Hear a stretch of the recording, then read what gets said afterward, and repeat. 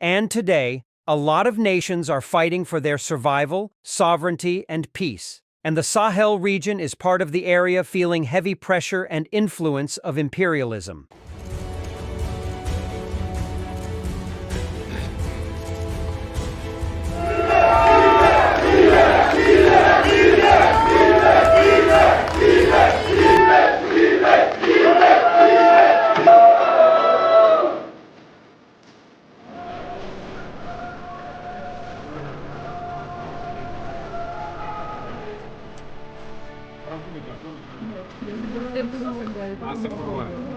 По русской традиции. Попробуем.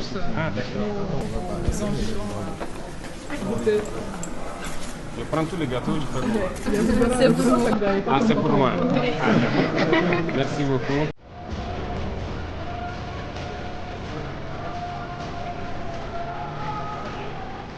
По русской традиции.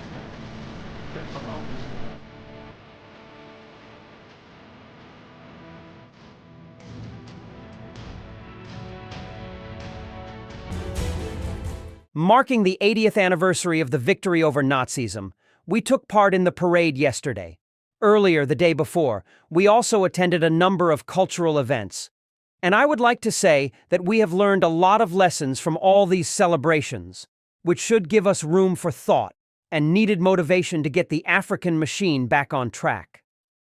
And today, a lot of nations are fighting for their survival, sovereignty, and peace.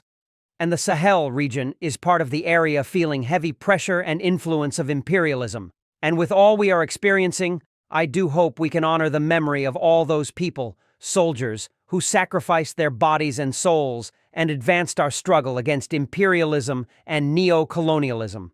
I therefore declare a moment of silence.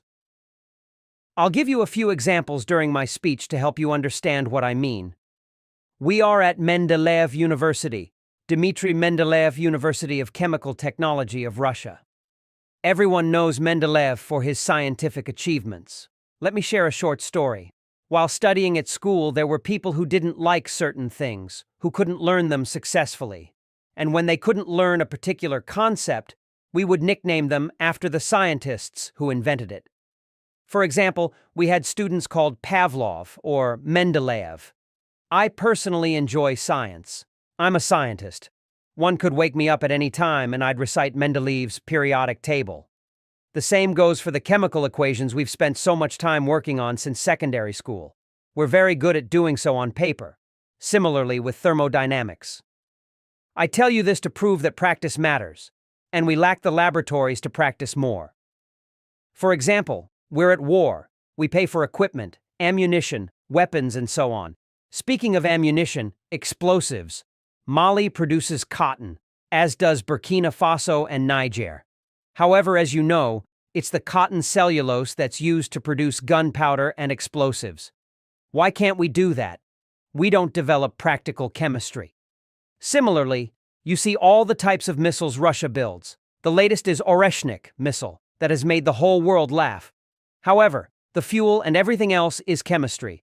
But can we learn how to create or develop a fuel, an engine for comparable missiles? There are endless examples to give, and the list could go on. However, I would like to emphasize how fortunate you are to be here, at the very heart of chemistry and mathematics. Russia has seen remarkable scientists in such disciplines as physics, chemistry, and mathematics. Yet, as the representatives have pointed out, history has often been fabricated. We must recognize that the wealthy do not necessarily excel in every field. It is those who have written history who often claim superiority in all areas. Today, history proves that everything is false. There should be original knowledge, as Mendeleev's periodic table demonstrates. It summarizes the point. Therefore, I encourage you to use this opportunity and learn in practice for our common benefit. If a country is weak, it is doomed to disappear in this world of predators.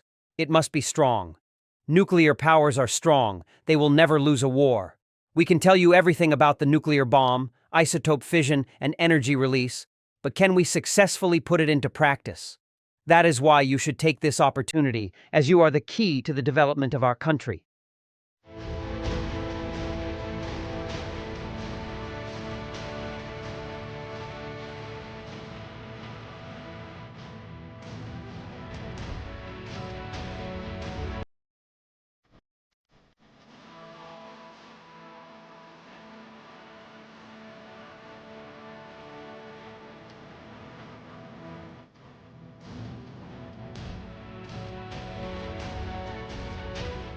And take a look at their statements. Those of the French president, Emmanuel Macron, for example. He is always saying young Africans are influenced by Russia. And Western media, all they do is lie.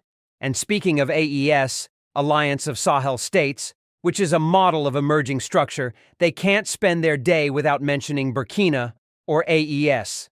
They cannot but talk about it. And every time they seek to use this information to manipulate the youth, but it no longer works. I think people are quite aware of their goals. They manage to distort history by using this rhetoric, including the history of Africa. They could pass off lies as the truth, leading to some young Africans not knowing Africa's history. What has Africa done? Some don't even know that our grandparents fought, being used as cannon fodder, and in return, killed like animals. Do people know that when France experimented with its first atomic bomb, it was black soldiers who were placed in the lethal radius to see what effect it had? It's all in the archives. Everything they used against Africa is terrible. So there is all this that must be communicated for young Africans for them to learn it, because there are still many in the dark who continue to support the imperialists, believing what they say and do. Maybe because they're given something, I'm not sure. But Africa must learn its history. Wake up. This is what we also fight for. My biggest regret is having spent a good part of my youth listening to radios like RFI, France 24. I've been living in countries where these radios were the only ones.